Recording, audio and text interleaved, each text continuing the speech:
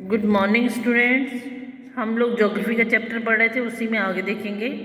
भारत के विभिन्न भागों की धरातलीय संरचना भी भिन्न है, अतः भिन्न भिन्न संरचना वाले भूभाग भी तापमान को नियंत्रित करते हैं। भारत भूमध्य रेखा के बहुत समीप है, परंतु फिर भी इसके पर्वतीय भूभागों में ठंडक बनी रहती है, जबकि हिमालय पर्वत श्रृंखला की ऊंची चोटियां सदा बर्फ से ढकी रहती हैं।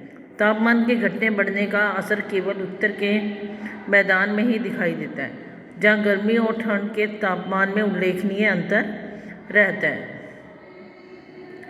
तो अब क्या है, उन्होंने क्या बता रहे हैं आपको कि भारत की जो है धरातलीय संरचना है वो भी भिन्न भिन्न, क्योंकि कहीं पर पर्वत, कहीं पठार, कहीं समतल भूमि, ये सब देखने को मिलता है।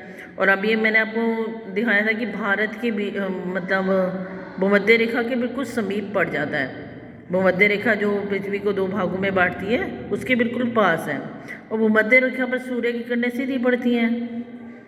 ठीक है, तो वहाँ तो गर्मी होगी लेकिन अगर हम पर्वतीय भूभागों को देखते हैं तो वहाँ पर ठंडक होती है, बर्फ जमती है, वहाँ पर आपने देखा बर्फ़ गिरती है, वहाँ की वर्षा भी बर्फ़ के रूप में होती है।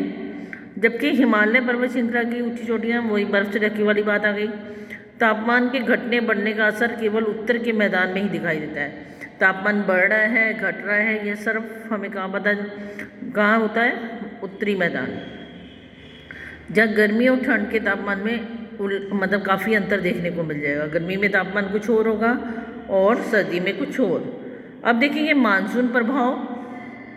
भारत में उपस्थित मानसून के कारण इसके विभिन्न भूभागों पर अत्यधिक प्रभाव पड़ता है। ठीक है, भारत के जितने मानसून के कारण भी यहाँ के जो भूभाग हैं उस पर प्रभाव दिखाई देगा। मानसून की विपरीत दशाओं के कारण भारत के विभिन्न क्षेत्रों की जलवायु भी भिन्नता पाई जाती है। अब कहीं पर अधिक वर्षा होती है, कहीं पर कम वर्षा होती है, कहीं पर बहुत थोड़ी होती है। तो ये ऐसे हर जगह की वर्षा में भी आपको अंतर देखने को मिल जाएगा। मानसून को प्रभावित करने में भारत की भिन्न आकृतियाँ प्रभाव वाले भूभाग का बड़ा योगदान है। अब इसका भी रीज़न क्या है? वही, कहीं समतल भूमि, पठार वगैरह जितने भूभाग हैं अलग अलग, उसी टाइप से वहाँ वर्षा होती है। इसके लिए समुद्र की ओर से उठने वाली हवाओं को भी जिम्मेदार माना जाता है। अब देखिए, अगर समुद्र की ओर से हवाएं उठती हैं तो क्या होती है? समुद्र से वो नमी ग्रहण कर लेती हैं, तो उनमें क्या होती है? उस वाली जलवायु में आर्द्रता। ठीक है, उन हवाओं में आर्द्रता होती है और वो वर्षा करती हैं। और जो स्थल की ओर से आती हैं समुद्र की ओर, तो वो शुष्क होती हैं। तो ऊपर जहाँ भी से वो आ रही है वहाँ वर्षा नहीं करेंगी, लेकिन जैसे ही समुद्र की ओर आएंगी तो नमी ग्रहण कर लेती हैं।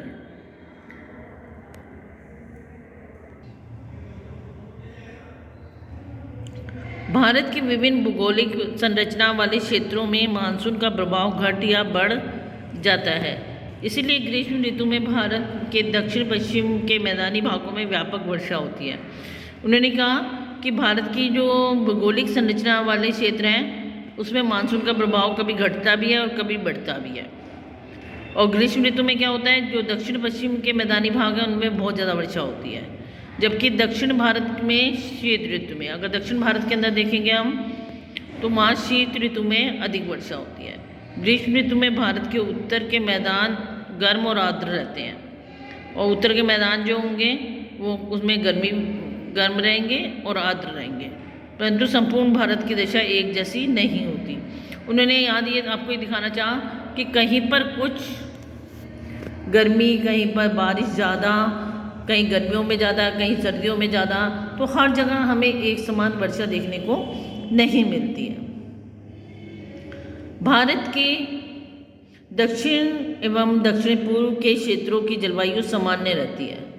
शीतकाल में भी इसमें अधिक परिवर्तन नहीं होता, जबकि उत्तर के मैदानी भाग शीतकाल में ठंडे हो जाते हैं।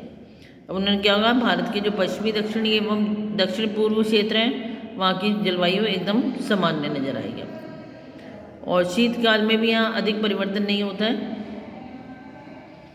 और जो उत्तर के मैदान हैं वो शीतकाल में अधिक ठंडे हो जाते हैं। ऋतुएं